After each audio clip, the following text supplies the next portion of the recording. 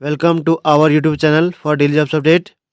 और आज हम इस वीडियो में UPSC civil service exam IAS और आईएफएस के new recruitment notification online form apply process के अपडेट लेकर आ चुके हैं और मेरे दोस्त आपको जानकारी देंगे।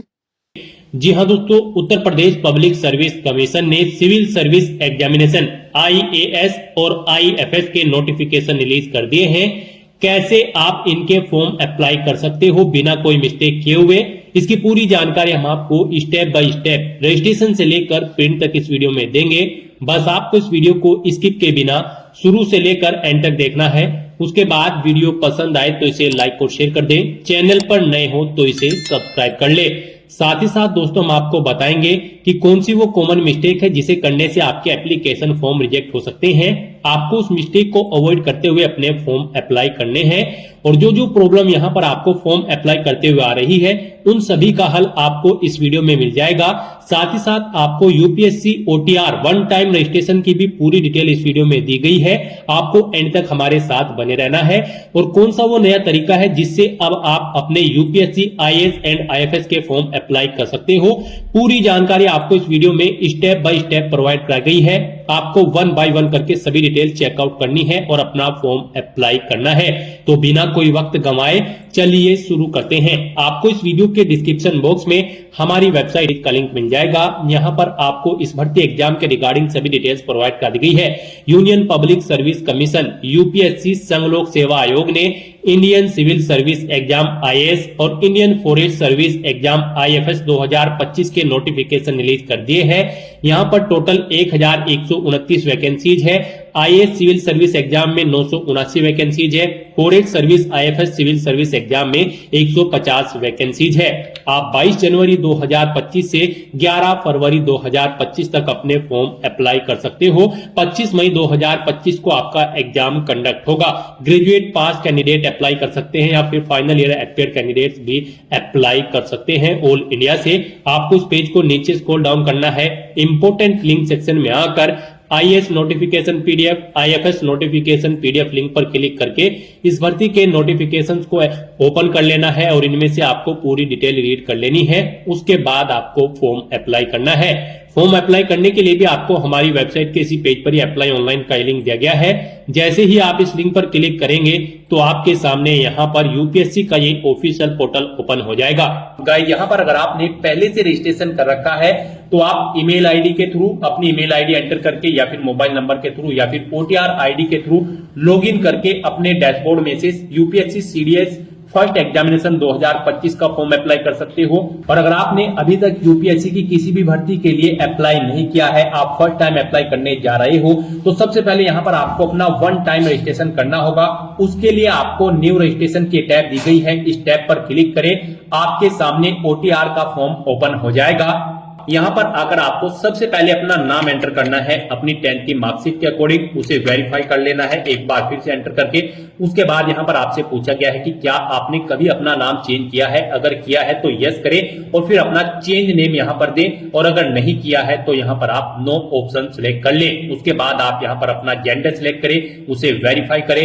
अपनी डेट ऑफ बर्थ यहां पर आप सिलेक्ट करें। उसके बाद वही डेट ऑफ बर्थ एक बार फिर से यहां पर सिलेक्ट करके उसे वेरीफाई कर ले। फिर यहां पर आप अपने फादर का नाम एंटर करें और उसके बाद यहां पर आपको अपने फादर का नाम भी वेरीफाई कर लेना है एक बार फिर से एंटर करके। उसके बाद यहां पर आपको अपनी मदर का नाम एंटर करना है, उसे भी वेरीफाई कर लेना है।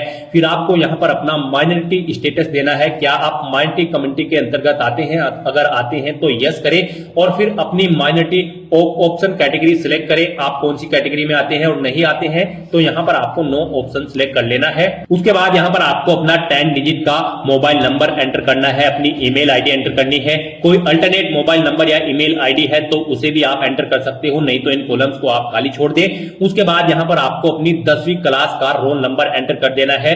फिर आपसे यहां पर एक सिक्योरिटी क्वेश्चन आपको सिलेक्ट कर लेना है। अपनी चॉइस के अकॉर्डिंग कोई भी सिक्योरिटी क्वेश्चन सिलेक्ट करें, उसका आंसर दे। एक और क्वेश्चन आप सिलेक्ट सिलेक्ट करें यहाँ पर सिक्योरिटी क्वेश्चन 2 सेक्शन में और उसका भी आंसर आप प्रोवाइड करा दें। उसके बाद यहाँ पर आप ये कैप्चा कोड एंटर करें और फिर सबमिट बटन पर क्लिक कर दें। नेक्स्ट आपको आपने पीछे रजिस्ट्रेशन में जो डिटेल्स प्रोवाइड कराई है उनका पूरा प्रीव्यू शो कर दिया गया है। आपको सभी डिटेल्स चेकआउट करनी है। कहीं पर कोई मिस्टेक है तो आप अपडेट/चेंज हियर ऑप्शन पर क्लिक करके चेंज कर ले, नहीं है तो आप आई एग्री इस बटन पर क्लिक कर दें। उसके बाद आपके सामने कुछ इस तरह से इंटरफेस ओपन होगा। यहाँ पर आपके रजिस्टर्ड मोबाइल नंबर और ईमेल आईडी पर ओटीपी सबमिट किए गए हैं। वो ओटीपी यहाँ पर आपको एंटर करने हैं और वेरीफाई ओटीपी ऑप्शन पर क्लिक करके अपना मोबाइल नंबर और ईमेल आईडी को वेरीफाई कर लेना है। ओटीपी वेरीफाई करने के बाद आपके रजिस्ट्रेशन का फर्स्ट स्टेप यहाँ पर कंप्लीट हो चुका है। आपको सभी डिटेल्स प्रोवाइड करा दी गई है। आपको इसका एक प्रिंट आउट ले लेना है फ्यूचर यूज के लिए या फिर इसे नोट डाउन करके रख लेना है। साथ ही साथ आपको एक ओटीआर आईडी प्रोवाइड कराई गई है। ये ओटीआर आईडी और एक पासवर्ड आपको आपकी रजिस्टर्ड मेल आईडी पर भी सबमिट किए गए हैं और ये ओटीआर आईडी आपके रजिस्टर्ड मोबाइल नंबर पर भी सबमिट की गई है। आपको इन्हें केयरफुली नोट डाउन करके रख लेना है फ्यूचर यूज के लिए। इस स्टेप को कंप्लीट करने के बाद आपको दोबारा से यहाँ पर लॉगिन की स्टेप पर क्लिक करना है। उसके बाद आपके सामने यहाँ पर लॉगिन का इंटरफेस ओपन होगा।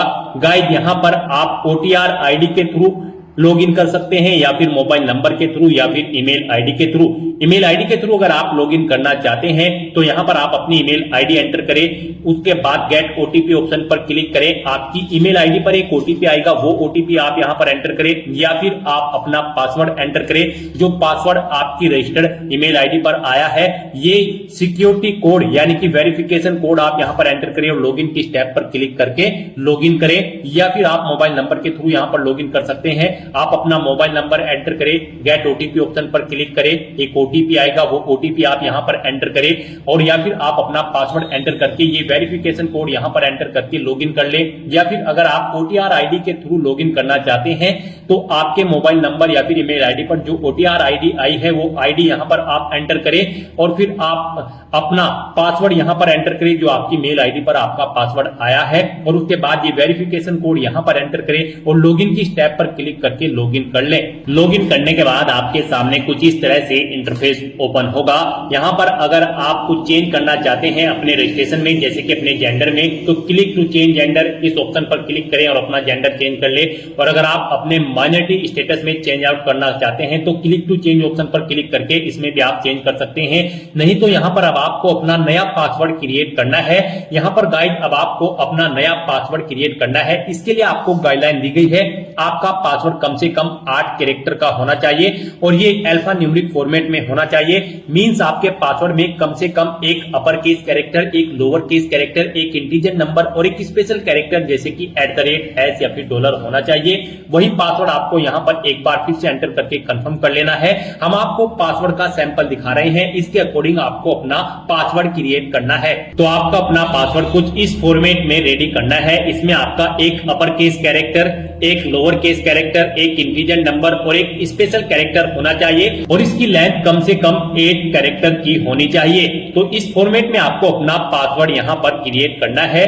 उसके बाद आपको सबमिट बटन पर क्लिक कर देना है। सबमिट बटन पर क्लिक करने के बाद आप अपने डैशबोर्ड से लॉग आउट करें और फिर अब यहां पर आप इनमें से ईमेल आईडी, मोबाइल नंबर या फिर ओटीआर आईडी के थ्रू अपने डैशबोर्ड में दोबारा से लॉगिन करें। अपने नए पासवर्ड को एंटर करने के बाद यहां पर आप अपनी ओटीआर आईडी एंटर करें, अपना नया पासवर्ड एंटर करें जो आपने चेंज किया है, ये वेरिफिकेशन कोड यहां पर एंटर करें और लॉगिन बटन पर क्लिक करके लॉगिन कर लें। नेक्स्ट आपके सामने कुछ इस तरह से इंटरफेस ओपन होगा।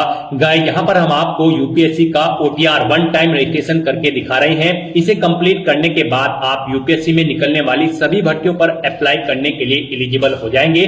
सभी भर्तियों पर अप्लाई करने से पहले आपको ऐसे ही ओटीआर करना पड़ता है, बिना इसके आप यूपीएससी की किसी भी भर्ती के लिए अप्लाई नहीं कर पाओगे।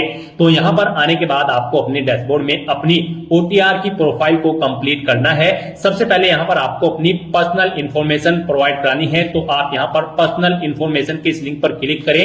उसके बाद आपके सामने कुछ इस तरह से इंटरफेस ओपन होगा। यहाँ पर आपको आपकी कुछ चीजें ऑटोमेटिकली फीड मिल गई है जो आपने रजिस्ट्रेशन के फर्स्ट स्टेप में प्रोवाइड कराई थी। आपको इस पेज को नीचे स्क्रॉल डाउन करना है और यहाँ पर सबसे पहले अब आपको अपनी सिटीजनशिप सिलेक्ट कर लेनी है, फिर आपको अपनी मातृभाषा यहाँ पर सिलेक्ट कर लेनी है। उसके बाद यहाँ पर आपको अपना मैरिटल स्टेटस सिलेक्ट कर लेना है, आप मैरिड हो या फिर अनमैरिड। प्लेस ऑफ बर्थ आप यहाँ पर एंटर सिलेक्ट करें, आप इंडिया से है या फिर आउटसाइड ऑफ इंडिया से। उसके बाद यहाँ पर आप अपना पोस्ट ऑफिस का नाम एंटर करें, सिटी या टाउन या फिर विलेज का नाम एंटर करें, अपना स्टेट यहाँ पर आप सिलेक्ट करें। उसके बाद आप अपना डिस्ट्रिक्ट यहाँ पर सिलेक्ट करें, फिर आप अपना पिन कोड यहाँ पर एंटर कर दें। उसके बाद यहाँ पर आपको अपनी कम्युनिटी सिलेक्ट कर लेनी है, आप जिस भी कम्युनिटी से बिलोंग करते हैं। फिर अगर आप रिजर्व कैटेगरी से बिलोंग करते हो तो आप अपना कास्ट का सर्टिफिकेट नंबर यहाँ पर एंटर करें और फिर डेजिग्नेशन सिलेक्ट करें, किसने आपको आपका कास्ट सर्टिफिकेट प्रोवाइड कराया है, जैसे कि तहसीलदार या फिर मैजिस्ट्रेट या फिर पटवारी या फिर कलेक्टर। आप ऑप्शन सिलेक्ट करें, फिर आप स्टेट सिलेक्ट करें, किस स्टेट का आपके पास यहाँ पर ये कास्ट सर्टिफिकेट है वो यहाँ पर आप सिलेक्ट कर ले।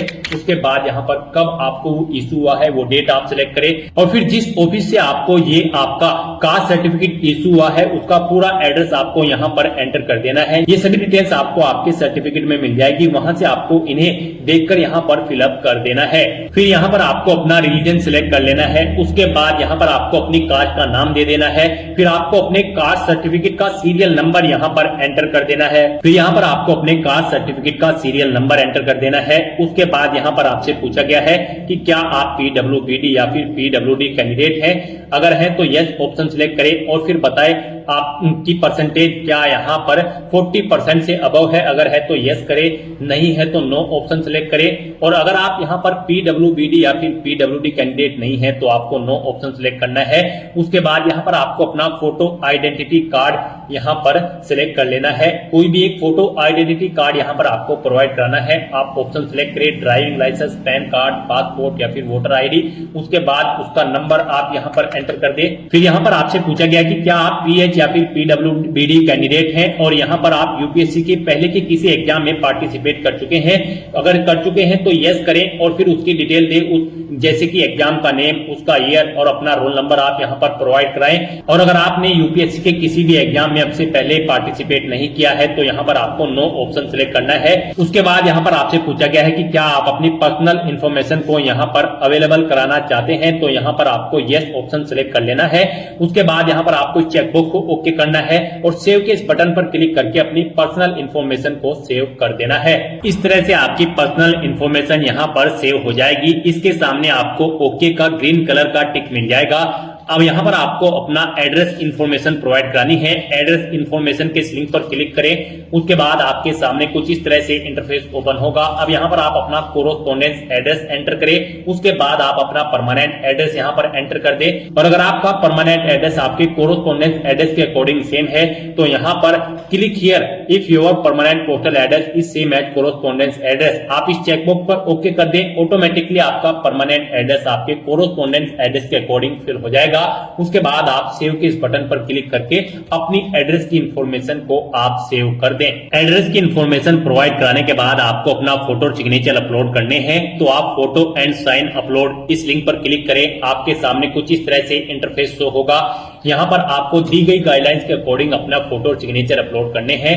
गाइस, यहाँ पर आपका फोटोग्राफ जेपीजी फॉर्मेट में होना चाहिए और आपका फोटो का डायमेंशन 550 पिक्सल से 1000 पिक्सल के बीच में होना चाहिए और आपका फोटो यहाँ पर कुछ इस तरह से होना चाहिए। उसके नीचे यहाँ पर आपको अपना नाम एंटर करना है और फिर किस डेट को यहाँ पर क्रिएट हुआ है वो डेट आपको यहाँ पर एंटर कर देनी है।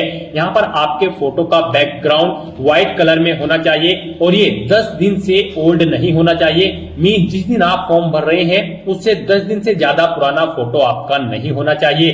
तो यहाँ पर आपको चूज फाइल बटन पर क्लिक करना है, फाइल को सिलेक्ट कर लेना है और अपना फोटो यहाँ पर आपको अपलोड कर देना है। अपना फोटो सिलेक्ट करने के बाद आपको चेकबॉक्स को ओके करना है और फिर आपको सेव बटन पर क्लिक कर देना है। और अगर आपका फोटो यहाँ पर बड़ा या छोटा है, आप उसे रिसाइज करना चाहते हैं, तो यहाँ पर आप क्लिक हियर के इस लिंक पर क्लिक करें। यहाँ पर आपको पूरी गाइडलाइन दी गई है कैसे आप अपना फोटो यहाँ पर रिसाइज कर सकते हैं। यहाँ पर आपको अपने कंप्यूटर में MS पेंट ओपन कर लेना है, उसमें अपना फोटो इंपोर्ट कर लेना है और इन इंस्ट्रक्शंस को फॉलो करते हुए आपको अपना फोटो यहाँ पर रिसाइज कर लेना है।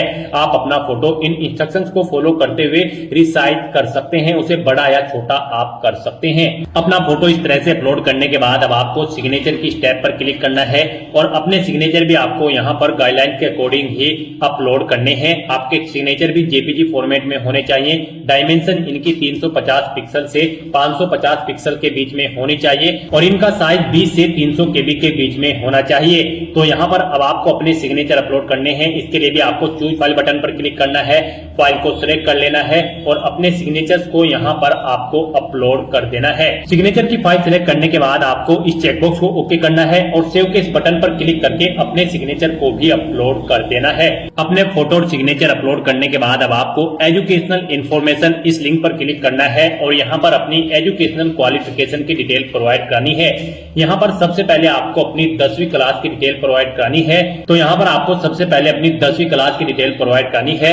यहाँ पर आप अपनी क्लास या डिवीजन बताएं या फिर ग्रेड जो भी आपने 10वीं क्लास में ऑब्टेन की है। जैसे कि अगर आपने फर्स्ट डिवीजन ऑब्टेन की है तो यहाँ पर फर्स्ट एंटर करें। उसके बाद आपने कितने परसेंट मार्क्स ऑब्टेन किए हैं वो यहाँ पर आप एंटर करें। सीजीपीए में स्कोर है तो यहाँ पर आप अपना सीजीपीए दें, कितने में से कितने आपका सीजीपीए है। उसके बाद पासिंग ऑफ ईयर आप प्रोवाइड कराएं, कब आपने अपना 10वीं का एग्जाम पास आउट किया है, कौन कौन से सब्जेक्ट है यहाँ पर आप एंटर करें। यहाँ पर आपको अपने सभी सब्जेक्ट के नाम एंटर कर देने हैं बिना कोई स्पेशल कैरेक्टर यूज किए हुए, जैसे कि कोमा वगैरह आपको यहाँ पर नहीं लगाना है और अपने सभी सब्जेक्ट्स का नाम यहाँ पर आपको स्पेस देकर एंटर कर देना है। उसके बाद यहाँ पर आपको स्कूल का नाम देना है जिससे आपने अपनी 10वीं क्लास पास आउट की है। फिर बोर्ड या यूनिवर्सिटी का नाम देना है जिससे आपने अपनी 10वीं क्लास पास आउट की है। उसके बाद आपको सेव के इस बटन पर क्लिक करके अपनी ये सभी डिटेल सेव कर देनी है। 10th क्लास की डिटेल प्रोवाइड कराने के बाद आपको अपनी 12th क्लास की डिटेल यहाँ पर प्रोवाइड करानी है। तो यहाँ पर आप अपनी 12th आपने अगर कंप्लीट कर ली है तो कंप्लीटेड ऑप्शन सिलेक्ट करें और फिर उसकी डिटेल दें। और अगर आप यहाँ पर अपीयर्ड है तो यहाँ पर आप अपीयरिंग ऑप्शन सिलेक्ट करें। उसके बाद यहाँ पर कोई डिटेल आपको प्रोवाइड नहीं करानी है। तो यहाँ पर अगर आप अपनी 12th कंप्लीट कर चुके हैं तो आपको कंप्लीटेड ऑप्शन सिलेक्ट करना है और अपनी 12th की डिटेल को यहाँ पर प्रोवाइड कराना है। यहाँ पर भी आपको सबसे पहले क्लास या डिवीजन बतानी है जो आपने 12th क्लास में ऑब्टेन की है, कितने परसेंट मार्क्स आपने ऑब्टेन किए हैं वो भी आपको एंटर करना है। सीजीपीए में अगर स्कोर है तो कितने में से कितने सीजीपीए आपने ऑब्टेन किया है वो यहाँ पर आप एंटर कर दें। ईयर ऑफ पासिंग यहाँ पर आप देख कब आपने पास आउट की है अपनी 12वीं क्लास। फिर यहाँ पर आपको अपने सब्जेक्ट के नेम एंटर करने हैं बिना कोई स्पेशल कैरेक्टर यूज किए हुए, यानी कि कोमा वगैरह आपको यहाँ पर नहीं यूज करना है। बस आपको अपने सभी सब्जेक्ट के नाम यहाँ पर एंटर कर देने हैं। उसके बाद यहाँ पर आपको अपने स्कूल या कॉलेज का नाम देना है जिससे आपने अपनी 12वीं क्लास पास आउट की है। बोर्ड का नाम देना है जिससे आपने अपनी 12वीं क्लास पास आउट की है और सेव के इस बटन पर क्लिक करके आपको अपनी डिटेल सेव कर देनी है। अपनी 12th क्लास की डिटेल सेव करने के बाद अगर आपने ग्रेजुएशन या फिर पोस्ट ग्रेजुएशन कर रखी है तो आप उसकी डिटेल भी प्रोवाइड करा सकते हैं। यहाँ पर ये यूपीएससी का ओटीआर है, वन टाइम रजिस्ट्रेशन। तो यहाँ पर आपकी जितनी भी मैक्सिमम क्वालिफिकेशन है वो यहाँ पर आप एंटर कर दें, क्योंकि इस भर्ती के बाद आगे भी अगर यूपीएससी की कोई भर्ती निकलती है और उसमें कोई और क्वालिफिकेशन रिक्वायर्ड है तो फिर आपको उसकी जरूरत नहीं पड़ेगी एंटर करने की। तो यहाँ पर आपकी जो भी मैक्सिमम क्वालिफिकेशन है आप उसकी डिटेल प्रोवाइड कराएं, क्योंकि यहाँ पर ओटीआर आपका एक बार होता है यूपीएससी का। तो आपको यहाँ पर अपनी सभी क्वालिफिकेशन की डिटेल प्रोवाइड करा देनी है। जैसे कि अगर आपने ग्रेजुएशन कंप्लीट कर ली है तो आप कंप्लीटेड ऑप्शन सिलेक्ट करें, या फिर अपीयर हो तो अपीयर ऑप्शन सिलेक्ट करें। अगर आपने यहाँ पर अपनी ग्रेजुएशन कंप्लीट कर ली है तो उसकी डिटेल भी आपको सेम ऐसे ही प्रोवाइड करानी है। यहाँ पर आपको सबसे पहले बताना है आपने अपनी ग्रेजुएशन किस फील्ड में की है, यानी कि स्ट्रीम में की है, मेडिकल, इंजीनियरिंग या फिर साइंस में। आप ऑप्शन सिलेक्ट करें। अपनी ग्रेजुएशन की स्ट्रीम सिलेक्ट करने के बाद यहाँ पर आपको अपनी डिग्री सिलेक्ट करनी है, आपने किस में अपनी डिग्री यहाँ पर कंप्लीट की है। उसके बाद यहाँ पर आपको अपनी डिग्री की डिवीजन बतानी है या फिर क्लास बतानी है। आपने फर्स्ट क्लास में ऑब्टेन की है या फिर सेकंड में या फिर थर्ड में, कितने परसेंट मार्क्स आपने ऑब्टेन किए हैं वो एंटर करें। सीजीपीए में अगर स्कोर है तो वो आप एंटर कर दे। कब आपने पास आउट की है वो यहाँ पर आप एंटर करें। फिर सब्जेक्ट कौन कौन से थे वो यहाँ पर आप एंटर कर दे बिना कोई स्पेशल कैरेक्टर यूज किए हुए। उसके बाद यहाँ पर आपसे पूछा गया है आपके स्कूल का नाम, किससे आपने अपनी डिग्री कंप्लीट की है। फिर बोर्ड या यूनिवर्सिटी का नाम यहाँ पर आप सिलेक्ट करें। उसके बाद यहाँ पर आपको अपने ग्रेजुएशन सर्टिफिकेट का नंबर एंटर कर देना है। उसके बाद कब आपको वो इशू हुआ है आपका सर्टिफिकेट, वो डेट आपको सिलेक्ट कर लेनी है। आपको डेजिग्नेशन बतानी है इशूइंग अथॉरिटी की जिसने आपको ये सर्टिफिकेट इशू किया है। उसके बाद आपको फुल एड्रेस यहाँ पर उस अथॉरिटी का एंटर कर देना है। फिर यहाँ पर आपको पूछा गया है कि क्या आपने बेसिक एजुकेशनल क्वालिफिकेशन या फिर हायर क्वालिफिकेशन ऑब्टेन की है फॉरेन इंस्टीट्यूट से। अगर की है तो यस करें और फिर उसकी डिटेल दे, नहीं की है तो आप नो ऑप्शन सिलेक्ट कर लें। उसके बाद यहाँ पर आपको सेव के इस बटन पर क्लिक करके अपनी डिटेल्स को सेव कर देना है। इस तरह से अपनी ग्रेजुएशन की डिटेल सेव करने के बाद अगर आपने पोस्ट ग्रेजुएशन कर रखी है तो आप पोस्ट ग्रेजुएशन की टैब पर क्लिक करें और सेम ऐसे ही अपनी पोस्ट ग्रेजुएशन की डिटेल प्रोवाइड करा दें। तो यहाँ पर आपने जो भी मैक्सिमम क्वालिफिकेशन कर रखी है तो उसकी डिटेल आप प्रोवाइड करा दें और उन्हें सेव करने के बाद आपको फिर डॉक्यूमेंट्स अपलोड इस लिंक पर क्लिक करना है। नेक्स्ट यहाँ पर आपको अपने कुछ डॉक्यूमेंट्स अपलोड करने हैं। यहाँ पर आपको अपनी 10वीं की मार्कशीट और यहाँ पर 12वीं की मार्कशीट और फोटो आईडी प्रूफ आपको अपलोड करना है। और अगर आप यहाँ पर SC ST OBC कैंडिडेट हैं तो यहाँ पर आपको अपना कास्ट सर्टिफिकेट भी अपलोड करना है। फिर यहाँ पर अगर आप एज में रिलेक्शन चाहते हैं तो अपने एज रिलेक्शन का क्लेम सर्टिफिकेट अपलोड कर दें। हिल एरिया से अगर आप बिलोंग करते हो तो हिलिंग सर्टिफिकेट आपको अपलोड करना होगा। अगर आप अरुणाचल प्रदेश, मणिपुर, मेघालय, मिजोरम या फिर नागालैंड या फिर सिक्किम से हैं और अगर आपने पोस्ट ग्रेजुएशन से ऊपर भी यहाँ पर कोई हायर क्वालिफिकेशन कर रखी है तो उसके डॉक्यूमेंट सर्टिफिकेट आपको अपलोड करने हैं। अचीवमेंट अगर आपके पास है किसी फील्ड में या फिर अवार्ड आपने जीता है तो उसके डॉक्यूमेंट भी आप अपलोड कर सकते हैं। यहाँ पर जिनके ऊपर रेड कलर का स्टार बना हुआ है वो डॉक्यूमेंट आपको यहाँ पर जरूर अपलोड करने हैं। आपका डॉक्यूमेंट्स यहाँ पर PDF फॉर्मेट में होने चाहिए और उनका मैक्सिमम साइज 1 MB रखा गया है। आपको चूज फाइल बटन पर क्लिक करना है, फाइल को सिलेक्ट कर लेना है और 1 बाय 1 करके अपने इन सभी डॉक्यूमेंट्स को आपको अपलोड कर देना है। अपने इन सभी डॉक्यूमेंट्स को सक्सेसफुली अपलोड करने के बाद आपको पेरेंटल इंफॉर्मेशन इस लिंक पर क्लिक कर देना है। उसके बाद आपके सामने कुछ इस तरह से इंटरफेस ओपन होगा। अब यहाँ पर आपको अपने गार्जियंस, अपने फादर और मदर की इंफॉर्मेशन प्रोवाइड करनी है। सबसे पहले आपको अपनी फादर की इंफॉर्मेशन प्रोवाइड करनी है। उनकी नेशनलिटी आप सिलेक्ट करें, फिर उनका प्रोफेशन आप यहाँ पर सिलेक्ट कर लें। उसके बाद यहाँ पर आपको उनका एड्रेस एंटर करना है।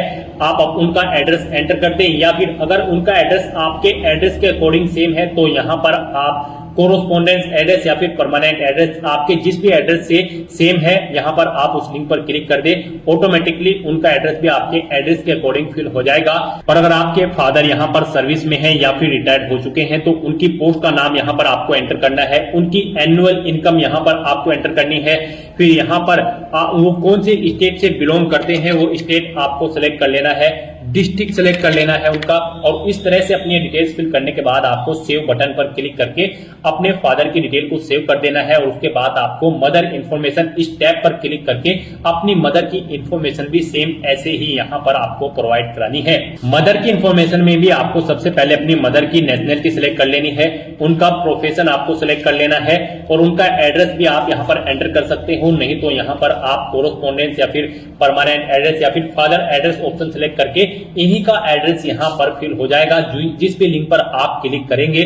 उसके बाद अगर वो यहाँ पर कार्यरत है यानी कि सर्विस करती हैं या फिर रिटायर्ड हो चुकी है तो उनकी पोस्ट का नाम यहाँ पर आप एंटर कर दें। उनकी एनुअल इनकम कितनी है वो यहाँ पर आप एंटर कर दें। नहीं है तो आप नॉट एप्लीकेबल यहाँ पर एंटर कर सकते हैं और अगर एनुअल इनकम नहीं है तो यहाँ पर आप 0 एंटर कर सकते हैं। उसके बाद आपकी माता किस स्टेट से बिलोंग करती है यहाँ पर आप उस स्टेट का नाम सिलेक्ट करें। उसके बाद डिस्ट्रिक्ट सिलेक्ट करें और फिर उनकी ये डिटेल सेव के इस बटन पर क्लिक करके सेव कर दें। नेक्स्ट यहाँ पर आपको अपनी एम्प्लॉयमेंट इंफॉर्मेशन प्रोवाइड करानी है। आपको एम्प्लॉयमेंट इंफॉर्मेशन के इस लिंक पर क्लिक करना है। उसके बाद आपके सामने कुछ इस तरह से इंटरफेस ओपन होगा। यहाँ पर आपसे पूछा गया है आप सेंट्रल गवर्नमेंट के एम्प्लॉय हैं या फिर स्टेट गवर्नमेंट में आपने सर्विस की है या फिर PSU में या फिर किसी प्राइवेट सेक्टर में या फिर किसी अदर में आप ऑप्शन सिलेक्ट करें और फिर उसकी डिटेल दें। और अगर आप एम्प्लॉय नहीं है आपको यहाँ पर नॉट एम्प्लॉयड ऑप्शन सिलेक्ट करना है और फिर आपको यहाँ पर नो ऑप्शन सिलेक्ट करने हैं और सेव बटन पर क्लिक कर देना है। इस तरह से आपकी एम्प्लॉयमेंट इंफॉर्मेशन यहाँ पर सेव हो जाएगी। उसके बाद आपको UPSC एग्जामिनेशन इंफॉर्मेशन इस लिंक पर क्लिक करना है। उसके बाद आपके सामने कुछ इस तरह से इंटरफेस ओपन होगा। यहाँ पर आपसे पूछा गया है कि क्या आपको UPSC ने कभी एग्जाम में बैठने से रोका है। अगर रोका है तो यस करें और फिर उसकी डिटेल दे। नहीं रोका है तो यहाँ पर आप नो ऑप्शन सिलेक्ट कर ले। फिर आपसे पूछा गया है कि क्या आप यूपीएससी के प्रीवियस ईयर के एग्जामिनेशन में भी पार्टिसिपेट किए हैं? अगर किए हैं तो यस करें और फिर उसकी डिटेल दें, नहीं किए हैं तो आप नो ऑप्शन सिलेक्ट कर लें। और फिर आपसे पूछा गया कि लास्ट के कुछ ईयर में आपने सिविल सर्विस एग्जामिनेशन में पार्टिसिपेट किया है और आपको सर्विस या फिर पोस्ट ऑफर्ड हुई है। अगर हुई है तो यस करें और उसकी डिटेल दें, नहीं हुई है तो आपको नो ऑप्शन सिलेक्ट कर लेना है। इस तरह से अपनी डिटेल्स फिल करने के बाद अब आपको सेव के इस बटन पर क्लिक करना है, अपनी इस डिटेल को सेव कर देना है और फिर आपको achievement, prizes, medals and other इस लिंक पर क्लिक कर देना है और यहाँ पर अपने अचीवमेंट्स की डिटेल आपको प्रोवाइड करानी है। यहाँ पर अगर आपने यूनिवर्सिटी या फिर स्टेट या फिर नेशनल लेवल पर किसी गेम में पार्टिसिपेट किया है और आपको कोई प्राइज या फिर मेडल या फिर स्कॉलरशिप मिली है तो यहाँ पर आप उसकी डिटेल दे सकते हैं। स्पोर्ट में अगर आपके पास एनसीसी या फिर अदर है तो आप यहाँ पर उसकी डिटेल दें और अगर आपने किसी कोई पोजीशन डिस्ट्रिक्शन लीडरशिप हासिल की है स्कूल या कॉलेज में, उसकी डिटेल प्रोवाइड करा दें। कोई अदर एक्स्ट्रा करिकुलम एक्टिविटीज आपने की है तो उसकी डिटेल प्रोवाइड करा सकते हैं। तो इस तरह से यहाँ पर आपको अपने इन अचीवमेंट्स की, प्राइजेस की, मेडल्स की डिटेल यहाँ पर प्रोवाइड करानी है। अगर आपने अचीवमेंट्स यहाँ पर ऑब्टेन किए हैं, नहीं किए हैं तो आप इनको खाली छोड़ सकते हैं। फिर यहाँ पर आपसे पूछा गया है कि क्या आपके पास यहाँ पर 5 एकड़ एग्रीकल्चर लैंड है और यहाँ पर आपका रेजिडेंशियल फ्लैट 1000 स्क्वायर मीटर से ज्यादा है या फिर रेजिडेंशियल प्लॉट आपका 100 स्क्वायर यार्ड से अबव है या फिर आपका रेजिडेंशियल प्लॉट यहाँ पर 200 स्क्वायर यार्ड या फिर उससे अबव है। अगर इनमें से कोई भी ऑप्शन है तो आप यस ऑप्शन सिलेक्ट करें, नहीं तो नो ऑप्शन सिलेक्ट करें। फिर यहाँ पर आपको अपनी लैंग्वेज की डिटेल प्रोवाइड करानी है। कौन कौन सी लैंग्वेज आप जानते हैं, जैसे कि हिंदी, और उसे आप रीड, राइट, स्पीक और जो भी जानते हैं यहाँ पर आप ऑप्शन सिलेक्ट करें और फिर एग्जामिनेशन आपने कौन सा पास आउट किया है वो एग्जामिनेशन आप यहाँ पर एंटर कर दें। इस तरह से यहाँ पर आपको अपनी लैंग्वेज की डिटेल प्रोवाइड करनी है। अगर आप एक से ज्यादा लैंग्वेज जानते हैं तो यहाँ पर ऐड के इस बटन पर क्लिक करें, फिर यहाँ पर आप अपनी दूसरी लैंग्वेज सिलेक्ट करें और उसकी डिटेल दें। इस तरह से अपनी लैंग्वेज की डिटेल आपको यहाँ पर प्रोवाइड करनी है और फिर आपको सेव के इस बटन पर क्लिक करके अपनी ये डिटेल सेव कर देनी है। इस तरह से आपके वन टाइम रजिस्ट्रेशन की प्रोफाइल आपकी कंप्लीट हो जाएगी। यहाँ पर इन सभी ऑप्शन के सामने आपको ग्रीन कलर का ओके का टिक मिल जाएगा। तो यहाँ पर आपकी ओटीआर की प्रोफाइल कंप्लीट हो चुकी है। गाइस, यहाँ पर ओटीआर कंप्लीट करने के बाद आपको यूपीएससी की भर्तियों के लिए अप्लाई करना है। उसके लिए आपको लेटेस्ट नोटिफिकेशन की स्टेप पर क्लिक करना है। नेक्स्ट आपके सामने कुछ इस तरह से इंटरफेस ओपन होगा। यहाँ पर यूपीएससी की जो भी भर्तियां करंट में चल रही है उन सभी की लिस्ट आपको मिल जाएगी। यहाँ पर आप सिविल सर्विस प्री एग्जाम और civil service and Indian forest service examination के सेक्शन में आकर क्लिक हियर फॉर पार्ट 1 भाग 1 के लिए यहाँ क्लिक करें। आप इस लिंक पर क्लिक करें, उसके बाद आपके सामने यहाँ पर ये इंस्ट्रक्शंस ओपन होंगे। आपको इन्हें रीड करना है, पेज को नीचे स्क्रॉल करना है और यस हाँ इस ऑप्शन पर क्लिक कर देना है। उसके बाद आपको ओके के पॉपअप पर क्लिक कर देना है। नेक्स्ट आपके सामने कुछ इस तरह से इंटरफेस ओपन होगा। यहाँ पर आपका भाग 1 का जो पंजीकरण है वो यहाँ पर आपका ऑटोमेटिकली आपके ओटीआर से फिलअप कर दिया गया है। सभी ओके के निशान आपको यहाँ पर शो हो जाएंगे। उसके बाद यहाँ पर आपको चेकबॉक्स को ओके करना है और आई एग्री इस ऑप्शन पर क्लिक कर देना है। फिर आपको आपके डैशबोर्ड में डायरेक्ट कर दिया जाएगा। यहाँ पर आप पार्ट 1 के लिए अप्लाई कर चुके हो। अब आपको यहाँ पर भाग 2 के लिए यहाँ क्लिक करें, इस लिंक पर क्लिक कर देना है। उसके बाद आपके सामने यहाँ पर कुछ इस तरह से इंटरफेस ओपन होगा। यहाँ पर भी आपको मोस्टली सभी चीजें ऑटोमेटिकली फिल मिल जाएगी। आपकी ओटीआर से यहाँ पर फिलअप इनको कर दिया गया है। अब यहाँ पर बस आपको अपनी एजुकेशनल क्वालिफिकेशन की डिटेल देनी है। यहाँ पर आप पास आउट हो चुके हो या फिर फाइनल ईयर में अटेंड हो ग्रेजुएशन में, यहाँ पर आप ऑप्शन सिलेक्ट करें। पास आउट अगर आप हैं तो फिर यहाँ पर आप सिलेक्ट करें किस सब्जेक्ट में आपने अपनी यहाँ पर ग्रेजुएशन कंप्लीट की है, आप ऑप्शन सिलेक्ट करें। फिर आपसे पूछा गया है आप किस परीक्षा के लिए सम्मिलित होना चाहते हैं, आईएएस सिविल सर्विस या फिर इंडियन फॉरेस्ट सर्विस या फिर दोनों के लिए। आप अपनी चॉइस के अकॉर्डिंग यहाँ पर ऑप्शन सिलेक्ट करें। यहाँ पर गाइड आपको Indian civil service IAS exam में पार्टिसिपेट करने के लिए आपके पास बैचलर डिग्री यानी कि ग्रेजुएट डिग्री होनी जरूरी है किसी भी डिसिप्लिन के अंतर्गत किसी वेल रिकॉग्नाइज्ड यूनिवर्सिटी से। और अगर आप IFS Indian forest service exam के लिए अप्लाई करना चाहते हैं तो आपके पास बैचलर डिग्री होनी जरूरी है और उसमें आपके पास एक सब्जेक्ट के रूप में होना चाहिए सब्जेक्ट जैसे कि animal husbandry and veterinary science या फिर बोटनी के अंतर्गत, या फिर केमिस्ट्री, या फिर जियोलॉजी, या फिर मैथमेटिक्स, या फिर फिजिक्स, स्टैटिक्स एंड जियोलॉजी, या फिर एग्रीकल्चर, या फिर इसके इक्विवेलेंट में आपके पास ग्रेजुएट डिग्री होनी चाहिए। तो यहां पर आप अपनी एजुकेशनल क्वालिफिकेशन के सब्जेक्ट सेलेक्ट करें और फिर यहां पर आप बताएं आईएएस, आईएफएस या फिर दोनों के लिए अप्लाई करना चाहते हैं। उसके बाद यहां पर आपको आपका एड्रेस भी ऑटोमेटिकली फिट मिल जाएगा। यहां पर आप इस पेज को नीचे स्क्रॉल डाउन करें और फिर कंटिन्यू / आगे बढ़ें, इस ऑप्शन पर क्लिक कर दें। नेक्स्ट आपके सामने कुछ इस तरह से इंटरफेस ओपन होगा। अब यहां पर आपसे पूछा गया है क्या आप एज में रिलैक्सेशन चाहते हैं। अगर चाहते हैं तो यस करें, नहीं तो नो ऑप्शन सेलेक्ट करें। फिर यहां पर आपको आपकी ग्रेजुएशन की जो डिग्री है उसका सर्टिफिकेट आपको दिखा दिया गया है। आप यू डॉक्यूमेंट अपलोडेड इस ऑप्शन पर क्लिक करके अपनी एजुकेशनल क्वालिफिकेशन ग्रेजुएट डिग्री की जो डिग्री है उसे चेकआउट कर सकते हो। ऐसे ही आप यहां पर अपनी रिजर्व कैटेगरी का जो सर्टिफिकेट है उसे भी चेकआउट कर सकते हो। यू डॉक्यूमेंट अपलोडेड इस ऑप्शन पर क्लिक करके ये डॉक्यूमेंट आपने रजिस्ट्रेशन टाइम पे अपलोड किए थे, आप इन्हें चेकआउट कर सकते हो। उसके बाद यहां पर आपको कंटिन्यू / आगे बढ़े इस ऑप्शन पर क्लिक करना है। नेक्स्ट यहां पर आपको बताना है आपने ग्रेजुएशन में कितने % मार्क्स ऑब्टेन किए हैं, आप यहां पर एंटर करें। उसके बाद यहां पर आपसे पूछा गया है आपने आईएएस के एग्जाम में इससे पहले कितनी बार पार्टिसिपेट किया है, आप यहां पर एंटर करें। 1 या 2 बार, जितनी बार भी आपने प्रयास किया है या इससे पहले आप आईएएस के एग्जाम में बैठे हैं वो संख्या आप यहां पर एंटर कर दें। और अगर फर्स्ट टाइम आप यहां पर पार्टिसिपेट करने जा रहे हो आईएएस के एग्जाम में तो यहां पर आपको 0 एंटर कर देना है। उसके बाद यहां पर आपको अपना CSM परीक्षा के लिए केंद्र सेलेक्ट करना है, जिस केंद्र पर आप परीक्षा में पार्टिसिपेट करना चाहते हैं। फिर पेपर 1 से पेपर 4 की परीक्षा के लिए आप भाषा का माध्यम सेलेक्ट करें, किस भाषा में आप अपना पेपर चाहते हैं यहां पर आप ऑप्शन सेलेक्ट कर ले। उसके बाद यहां पर आपसे 6ठे और 7वें पेपर के लिए वैकल्पिक विषय आपको सेलेक्ट करना है। उसके बाद यहां पर आपको 6ठे और 7वें पेपर के वैकल्पिक विषय की भाषा का माध्यम आपको सेलेक्ट करना है। उसके बाद पूछा गया है आपसे क्या आप अरुणाचल प्रदेश, मणिपुर, मेघालय, मिजोरम, नागालैंड, सिक्किम के रहने वाले हैं। अगर हैं तो यस ऑप्शन सेलेक्ट करें और फिर अपनी डिटेल दें, नहीं है तो आपको यहां पर नो ऑप्शन सेलेक्ट कर लेना है। फिर यहां पर आप पेपर ए हेतु यहां पर भाषा का चयन करें। उसके बाद यहां पर आपसे पूछा गया है आप आईएफएस के एग्जाम के लिए परीक्षा केंद्र सेलेक्ट करें, किस केंद्र पर आप परीक्षा में पार्टिसिपेट करना चाहते हैं।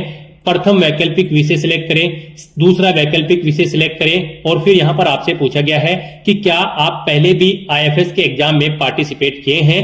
अगर किए हैं तो जितनी बार आपने पार्टिसिपेट किया है 1, 2 या 3 आप यहां पर एंटर करें। और नहीं आपने पार्टिसिपेट किया है, फर्स्ट टाइम आप पार्टिसिपेट करने जा रहे हो आईएफएस के एग्जाम में, तो यहां पर आपको 0 मेंशन कर देना है। इस तरह से अपनी सभी डिटेल्स फिल करने के बाद आपको कंटिन्यू / आगे बढ़े इस ऑप्शन पर क्लिक करना है। नेक्स्ट आपको आपके एप्लीकेशन फॉर्म का पूरा प्रीव्यू शो कर दिया गया है। आपको सभी डिटेल्स 1 बाय 1 करके केयरफुली चेकआउट करनी है। पेज को नीचे स्क्रॉल डाउन करना है। कहीं पर कोई मिस्टेक है तो आप यहां पर अपडेट ऑप्शन पर क्लिक करके अपडेट कर सकते हैं, नहीं तो आपको यहां पर ये कैप्चा कोड एंटर करना है और फिर आपको आई एग्री मैं सहमत हूं इस ऑप्शन पर क्लिक कर देना है। इस तरह से यहां पर आपका आईएएस एंड आईएफएस एग्जाम का पार्ट 2 का रजिस्ट्रेशन फॉर्म सक्सेसफुली कंप्लीट हो चुका है। अब यहां पर आप प्रिंट स्लिप ऑप्शन पर क्लिक करके पार्ट 2 की रजिस्ट्रेशन स्लिप ले सकते हैं, नहीं तो यहां पर अब आपको click here for DAF of CSM part 3 इस ऑप्शन पर क्लिक कर देना है।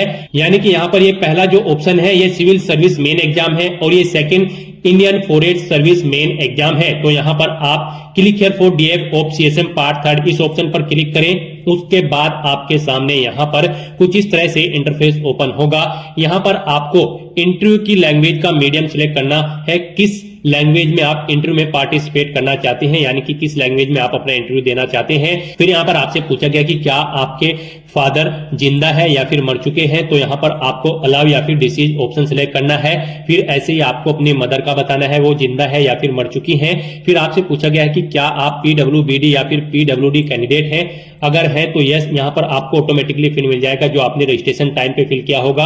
आपने नो ऑप्शन सिलेक्ट किया होगा तो यहां पर आपको नो ऑप्शन ऑटोमेटिकली सिलेक्ट मिल जाएगा। फिर यहां पर आपसे पूछा गया है यहां पर इस भर्ती में पार्टिसिपेट करने के लिए जो एजुकेशनल क्वालिफिकेशन रिक्वायर्ड है, क्या यहां पर आपके पास वो है तो यहाँ पर आपको यस ऑप्शन सिलेक्ट करना है और फिर आपको सेव एंड कंटिन्यू ऑप्शन पर क्लिक कर देना है। नेक्स्ट यहाँ पर आपको अपनी सर्विस या फिर पोस्ट की प्रेफरेंस एंटर करनी है। यहाँ पर आपको लिस्ट दे दी गई है। फर्स्ट नंबर पर इंडियन एडमिनिस्ट्रेटिव सर्विस है, सेकंड पर इंडियन फॉरेन सर्विस है। तो यहाँ पर आप जिस भी सर्विस या पोस्ट को प्रेफरेंस देना चाहते हैं तो यहाँ पर टॉप पर उसी का नंबर पोस्ट, जैसे कि अगर आप पौंडीचेरी पुलिस सर्विस के लिए प्रेफरेंस देना चाहते हैं फर्स्ट नंबर पर, तो यहाँ पर आप 23 नंबर एंटर करें और फिर अगर आप सेकंड नंबर पर प्रेफरेंस देना चाहते हैं इंडियन एडमिनिस्ट्रेटिव सर्विस को तो यहां पर आप फिर 1 नंबर एंटर कर दे। इस तरह से आपको अपनी चॉइस के अकॉर्डिंग अपनी पोस्ट की प्रेफरेंस यहां पर एंटर कर देनी है और फिर आपको सेव एंड कंटिन्यू ऑप्शन पर क्लिक करना है। नेक्स्ट आपके सामने कुछ इस तरह से इंटरफेस ओपन होगा। अब यहाँ पर आपको अपनी कुछ और डिटेल्स प्रोवाइड करनी है सोशियो इकोनॉमिक्स की, जैसे कि यहाँ पर आपको सबसे पहले अपना बर्थ प्लेस सिलेक्ट कर लेना है। आप विलेज में पैदा हुए हैं, डिस्ट्रिक्ट हेडक्वार्टर या फिर तहसील या टाउन आप ऑप्शन सिलेक्ट करें। उसके बाद आपसे पूछा गया है यहाँ पर आपने अपनी स्कूल एजुकेशन कहाँ से की है, आप ऑप्शन सिलेक्ट करें। फिर आपसे पूछा गया है आपका place of residence, higher secondary education आपने कहां से पास आउट की है वो आप सिलेक्ट करें। फिर यहां पर आपको बताना है place of stay of father और गार्जियन, आपके माता पिता या गार्जियन का स्टे कहां पर है पिछले 15 साल से। यहां पर आप ऑप्शन सिलेक्ट करें, विलेज, तहसील या टाउन या फिर डिस्ट्रिक्ट में ऑप्शन आप सिलेक्ट करें। फिर यहां पर आपसे पूछा गया है आपका बैकग्राउंड रूरल है या फिर अर्बन, आप ऑप्शन सिलेक्ट करें। उसके बाद यहां पर आपसे पूछा गया है मीडियम ऑफ इंस्ट्रक्शंस, जैसे कि आपकी जो स्कूल लेवल है आपका कौन सा लेवल था, इंग्लिश में था, हिंदी में था या फिर रीजनल लैंग्वेज, आप ऑप्शन सिलेक्ट करें। फिर आपको अपने कॉलेज लेवल बताना है कौन सी लैंग्वेज में था। उसके बाद यहां पर आपको अपनी attendant school level, type of institution of attendant at school level option select करना है। आपका स्कूल गवर्नमेंट था, पब्लिक स्कूल था या फिर एडेड प्राइवेट स्कूल था, आप ऑप्शन सिलेक्ट करें। फिर यहां पर आपको बताना है अपने कॉलेज का लाइव अटेंडेंट, आपका गवर्नमेंट कॉलेज इंस्टीट्यूट है या प्राइवेट कॉलेज इंस्टीट्यूट है या फिर यूनिवर्सिटी था या फिर कोई अदर है, आप ऑप्शन सिलेक्ट कर ले। फिर यहां पर आपको अपनी एजुकेशनल क्वालिफिकेशन की जो डिग्री है उसकी डिटेल देनी है। आपकी ग्रेजुएट डिग्री यहां पर किस सब्जेक्ट में थी, आप यहां पर ऑप्शन सिलेक्ट करें। फिर आपको अपनी पोस्ट ग्रेजुएशन की डिग्री बतानी है, ये आपने किस में की है, आप ऑप्शन सिलेक्ट करें, नहीं तो अदर ऑप्शन सिलेक्ट करें। अगर एमफिल कर रखी है तो उसकी डिटेल दें, नहीं कर रखी है तो इसे खाली छोड़ दें। अगर आपने पीएचडी की है तो उसकी डिटेल दे सकते हैं, नहीं तो यहां पर आप इसे भी खाली छोड़ सकते हैं। उसके बाद यहां पर आपको अपना प्रेजेंट एम्प्लॉयमेंट स्टेटस देना है, अगर आप प्रेजेंट में कार्यरत हैं, और अगर आप नहीं कार्य कर रहे हैं अनएम्प्लॉय ऑप्शन सिलेक्ट कर ले। अगर आप एम्प्लॉय हैं तो आपको यहां पर अपना एम्प्लॉय का नेचर देना है और फिर यहां पर आपको अपनी एनुअल इनकम बतानी है। और अगर आप यहां पर अनएम्प्लॉयड हैं तो आप अनएम्प्लॉयड ऑप्शन सिलेक्ट करें, आगे की डिटेल नहीं देनी होगी। उसके बाद आपसे पूछा गया है यहां पर आपने प्रीवियस सिविल सर्विस एग्जामिनेशन के बारे में आपसे पूछा गया है। यहां पर आपसे पूछा गया है कि क्या आप पहले भी सिविल सर्विस एग्जाम में सिलेक्ट हुए हैं, अगर हुए हैं तो आप यस ऑप्शन सिलेक्ट करें, उसकी डिटेल दें, नहीं हुए हैं तो आपको नो ऑप्शन सिलेक्ट कर लेना है। फिर यहां पर आपसे पूछा गया कि क्या आप इससे पहले भी किसी कॉम्पिटिटिव एग्जाम में पार्टिसिपेट कर चुके हैं, अगर कर चुके हैं तो यहां पर आप ऑप्शन सिलेक्ट करें, नहीं तो अगर नहीं है इनमें वो एग्जाम तो आप any other examination option select करें। इस तरह से यहां पर आपको 3 एग्जाम बताने हैं, क्या आप यहां पर किसी एग्जामिनेशन में सिलेक्ट हुए हैं, अगर हुए तो एग्जाम सिलेक्ट करें, नहीं तो आप any other examination option select कर ले। फिर यहां पर आपसे पूछा गया है आप सिविल सर्विस क्यों ज्वाइन करना चाहते हैं, फर्स्ट प्रायोरिटी आप किसे देना चाहते हैं, job security, job satisfaction, power या फिर बेटर पे या फिर बेटर सर्विस कंडीशन, आप यहां पर ऑप्शन सिलेक्ट करें। और उसके बाद यहां पर आप सेकंड प्रायोरिटी पे भी ऑप्शन सिलेक्ट कर ले। नेक्स्ट यहां पर आपसे पूछा गया है आपका बैकग्राउंड ऑफ पेरेंट्स गार्जियन, यानी कि आपके गार्जियन का बैकग्राउंड के बारे में यहां पर आपसे पूछा गया है। आपको अपने फादर या फिर गार्जियन की क्वालिफिकेशन सिलेक्ट कर लेनी है, अपनी मदर की क्वालिफिकेशन आपको सिलेक्ट कर लेनी है। फिर आपसे पूछा गया है आपको सिविल सर्विस एग्जाम के बारे में कैसे पता चला है, आप यहां पर ऑप्शन सिलेक्ट करें, एम्प्लॉयमेंट न्यूज या फिर डेली न्यूज़पेपर या फिर यूपीएससी की वेबसाइट से आप ऑप्शन सिलेक्ट करें। If source is employment news, daily newspaper, तो यहां पर आप एम्प्लॉयमेंट न्यूज या न्यूज़पेपर का नाम एंटर कर दे। फिर यहाँ पर आपके सिविल सर्विस एग्जाम की कोचिंग के बारे में आपसे पूछा गया है। यहाँ पर आपने सिविल सर्विस प्री एग्जाम के लिए कहां से कोचिंग की है, government institute, university, private coaching centre या फिर अदर, आप ऑप्शन सिलेक्ट करें। फिर आप सिविल सर्विस मेन एग्जाम के लिए बताना है कहां से आपने कोचिंग की है, यहाँ पर भी आप ऑप्शन सिलेक्ट कर लें। फिर आपसे पूछा गया है आपने सिविल सर्विस पर्सनैलिटी टेस्ट के लिए कहां से कोचिंग की है, आप यहाँ पर भी ऑप्शन सिलेक्ट कर लें। उसके बाद आपको सिविल सर्विस प्री एग्जामिनेशन की डिटेल देनी है, नंबर ऑफ अटेम्प्ट मेड, यहाँ पर कितनी बार आपने सिविल सर्विस प्री एग्जाम में अब से पहले पार्टिसिपेट किया है, जितनी बार भी किया है वो यहाँ पर आप एंटर करें, नहीं किया है तो 0 एंटर करें। फिर नंबर ऑफ टाइम क्वालिफाई, यहाँ पर अगर आप 1 या 2 या 3 बार पार्टिसिपेट कर चुके हैं तो कितनी बार आपने क्वालिफाई किया है वो नंबर आप दे दें, नहीं किया है तो 0 आप यहाँ पर एंटर कर दें। फिर आपको सिविल सर्विस मैन एग्जाम के बारे में भी ऐसी अपनी जानकारी देनी है, कितनी बार आप अपियर हुए हैं, कितनी बार आपने क्वालिफाई किया है वो आप एंटर करें। फिर यहाँ पर आपको ऑप्शनल सब्जेक्ट के बारे में बताना है, optional subject in previous years main examination if applicable में आपको यहाँ पर ऑप्शन सिलेक्ट कर लेना है। फिर यहाँ पर आपको बताया गया है आपने जो ऑप्शनल सब्जेक्ट सिलेक्ट किया है वो आपकी जो कॉलेज या यूनिवर्सिटी में कोर्स था उससे बिल्कुल डिफरेंट है, तो यहाँ पर आप सेम चाहते हैं, सेम सब्जेक्ट या फिर डिफरेंट सब्जेक्ट, ऑप्शन सिलेक्ट कर ले। फिर यहाँ पर अगर आप सिविल सर्विस एग्जाम में कोई इंप्रूवमेंट करना चाहते हैं जैसे कि सिलेबस, एग्जामिनेशन सिस्टम या फिर पर्सनैलिटी टेस्ट में, तो उसके लिए आप यहाँ पर सजेशन दे सकते हैं। यहाँ पर मैक्सिमम 200 वर्ड आप राइट कर सकते हैं अपनी सजेशन देने के लिए। उसके बाद यहाँ पर आपको सेव एंड कंटिन्यू ऑप्शन पर क्लिक कर देना है। नेक्स्ट आपके सामने कुछ इस तरह से इंटरफेस होगा, आप प्रीव्यू एप्लीकेशन इस लिंक पर क्लिक करके अपनी एप्लीकेशन फॉर्म का प्रीव्यू चेकआउट कर सकते हो, उसका एक हार्ड कॉपी प्रिंट आउट ले सकते हो। फिर यहाँ पर आपसे पूछा गया है क्या आपने अपने एप्लीकेशन फॉर्म का प्रीव्यू चेकआउट कर लिया है, तो यहाँ पर आप यस ऑप्शन सिलेक्ट करें और फिर आप पार्ट 3 फाइनल सबमिट इस ऑप्शन पर क्लिक कर दें। इस तरह से यहाँ पर आपका आईएएस पार्ट 3 का जो फॉर्म है वो कंप्लीट हो चुका है। आप आईएफएस के लिए अब अप्लाई करेंगे, उसके लिए आपको click here for detail application form of IFS part 3 इस लिंक पर क्लिक करना है। आपके सामने फिर यहाँ पर कुछ इस तरह से इंटरफेस ओपन होगा। यहाँ पर आपसे पूछा गया है क्या आपके फादर अभी जिंदा है या मर चुके हैं, आपको ऑप्शन सिलेक्ट करना है अलाइव या फिर डिसीज। फिर आपसे पूछा गया है क्या आपकी माताजी जिंदा है या फिर मर चुकी है, आप ऑप्शन सिलेक्ट करें अपने अकॉर्डिंग। फिर आपको यहाँ पर आप बता दिया गया है आपने जो पीडब्ल्यूबीडी या पीडब्ल्यूडी कैंडिडेट है तो आपके अकॉर्डिंग यहाँ पर ऑप्शन आपको ऑटोमेटिकली फिर मिल जाएगा जो आपने रजिस्ट्रेशन टाइम पे फिल किया था। फिर आपसे पूछा गया है यहाँ पर एजुकेशनल क्वालिफिकेशन दी गई रिक्वायरमेंट के अकॉर्डिंग आपकी है, तो यहाँ पर आपको यस ऑप्शन सिलेक्ट करना है और फिर आपको सेव एंड कंटिन्यू ऑप्शन पर क्लिक कर देना है। उसके बाद आपके सामने कुछ इस तरह से इंटरफेस ओपन होगा। अब यहाँ पर भी आपको प्रीव्यू एप्लीकेशन इस ऑप्शन पर क्लिक करके अपने एप्लीकेशन फॉर्म का एक प्रीव्यू चेकआउट कर लेना है और उसका एक हार्ड कॉपी प्रिंट आउट ले लेना है फ्यूचर यूज के लिए, फ्यूचर रेफरेंस के लिए। और यहाँ पर आपसे पूछा गया है क्या आपने अपने एप्लीकेशन फॉर्म का प्रीव्यू चेकआउट कर लिया है, तो यहाँ पर आपको यस ऑप्शन सिलेक्ट करना है। उसके बाद पेज को नीचे स्क्रॉल डाउन करना है और फिर आपको यहाँ पर पार्ट 3 फाइनल सबमिट इस ऑप्शन पर क्लिक कर देना है। इस तरह से यहाँ पर आपके एप्लीकेशन फॉर्म के रजिस्ट्रेशन के सभी पार्ट कंप्लीट हो जाएंगे। अब आपको आपके डैशबोर्ड में आकर centre selection and agreeing to declaration इस लिंक पर क्लिक कर देना है। उसके बाद आपके सामने कुछ इस तरह से इंटरफेस ओपन होगा। अब यहाँ पर आप अपना एग्जामिनेशन सेंटर सिलेक्ट करें जहां पर आप एग्जाम में पार्टिसिपेट करना चाहते हैं। उसके बाद यहाँ पर आपको डिक्लेरेशन घोषणा पत्र को रीड करना है और फिर आपको यहाँ पर I have read the declaration and agree, मैंने घोषणा पत्र को पढ़ लिया है और मैं सहमत हूं। अब आपको यहाँ पर इस ऑप्शन पर क्लिक कर देना है फाइनली सबमिट। इस तरह से आपका एप्लीकेशन फॉर्म सक्सेसफुली सबमिट हो जाएगा। अब यहाँ पर आपको for application status of civil service pre examination 2025 इस लिंक पर क्लिक कर देना है। उसके बाद आपके सामने कुछ इस तरह से इंटरफेस ओपन होगा। यहाँ से आप चेकआउट कर सकते हो आपका आईएएस और आईएफएस का जो एग्जाम है सिविल सर्विस एग्जाम, इनमें यहाँ पर आपको सभी स्टेप में कंप्लीटेड ऑप्शन शो हो जाएगा और आप यहाँ पर क्लिक हियर लिंक पर क्लिक करके अपने एप्लीकेशन फॉर्म का एक हार्ड कॉपी प्रिंट आउट ले सकते हो फ्यूचर यूज के लिए, फ्यूचर रेफरेंस के लिए। गाइस हमने यहाँ पर आपको ये फॉर्म एससी कैटेगरी से फिल करके दिखाया है।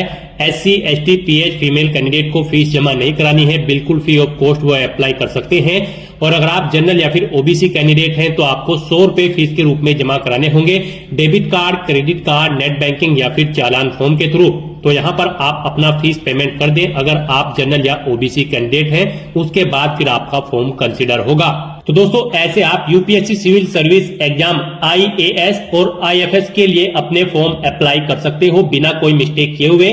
आज की इस वीडियो में बस इतना ही। आई होप ये वीडियो आपको पसंद आई होगी। अगर पसंद आई हो तो इसे लाइक और शेयर करें। चैनल पर नए हो तो इसे सब्सक्राइब कर लें। Thanks for watching.